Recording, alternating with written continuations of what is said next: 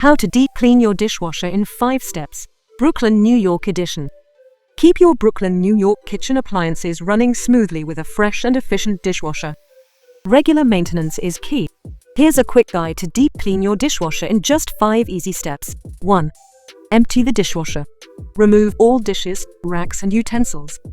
Pull out the bottom rack and inspect the drain for any leftover food debris or small items that could block water flow. Discard any gunk you find. 2. Clean the filter.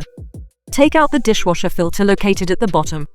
Wash it with warm, soapy water to remove grease and grime. If you're in Brooklyn, New York, you might notice more buildup due to hard water, so clean the filter regularly. 3. Wipe down seals and edges. Use a damp cloth or an old toothbrush to clean around the door seals, edges, and crevices where food particles often get stuck. A little scrubbing goes a long way in keeping things fresh. 4. Run a vinegar cycle. Place a bowl of white vinegar on the top rack and run a hot cycle. This will help break down grease, grime, and any lingering odors. 5. Finish with baking soda. Sprinkle a cup of baking soda on the bottom and run a short hot cycle. This step leaves your dishwasher smelling fresh and sparkling.